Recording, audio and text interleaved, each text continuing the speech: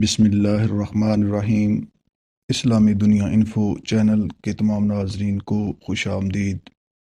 پرانے وقتوں کی بات ہے کہ اللہ کا ایک نیک بندہ کسی جنگل کی ایک بستی میں رہا کرتا تھا۔ اس کے پاس ایک گدھا، ایک مرغا اور ایک کتا تھا۔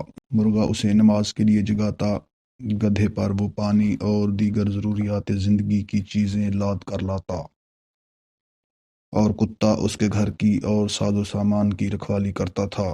ایک دن مرغے کو لومڑی کھا گئی تو اس نیک شخص کے گھر والے اس نقصان پر بے حد پریشان ہوئے، پر اس نیک شخص نے صبر کیا اور کہا اللہ پاک جو کرتا ہے وہ بہتر کرتا ہے۔ پھر چند دن بعد بھیڑیے نے گدھے کو چیر پھاڑ ڈالا۔ اہل خانہ غمگین ہوئے، لیکن اس آدمی نے پھر یہی کہا کہ اللہ پاک جو کرتا ہے وہ بہتر کرتا ہے۔ پھر کچھ عرصے بعد کتا بیمار ہوا اور وہ مر گیا۔ اس پر بھی اس نے یہی الفاظ دہرائے کہ اللہ پاک جو کرتا ہے بہتر کرتا ہے۔ کچھ روز بعد ڈاکوؤں نے جنگل کی اس بستی پر راتوں رات حملہ کر دیا۔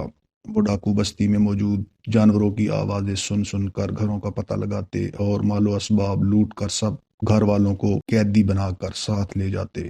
اب اس نیک شخص کے گھر میں کوئی جانور ہی نہیں تھا جو بولتا، لہذا ڈاکوؤں کو اندھیرے میں اس نیک شخص کے مکان کا پتہ ہی نہ چل سکا اور وہ اسی طرح واپس ہو گئے۔ یوں وہ نیک شخص اس آفت سے محفوظ رہا اور یوں صبر کے ساتھ ساتھ اس کا یقین پختہ ہو گیا کہ اللہ پاک جو کرتا ہے وہ بہتر کرتا ہے۔ قرآن پاک میں صبر کے بہت سے فضائل ہیں۔ چنانچہ اللہ پاک قرآن مجید میں ارشاد فرماتا ہے، جس کا ترجمہ یوں ہے، اور اے محبوب تم صبر کرو اور تمہارا صبر اللہ پاک ہی کی توفیق سے ہے۔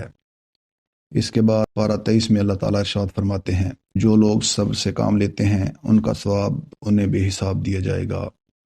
اور پھر سورہ بقرہ میں بھی اللہ تعالیٰ ارشاد فرماتے ہیں، اور ضرور ہم تمہیں آزمائیں گے، کچھ ڈر اور بھوک سے اور کچھ مالوں اور جانوں اور پھلوں کی کمی سے، اور خوشخبری سنا دو ان صبر کرنے والوں کو۔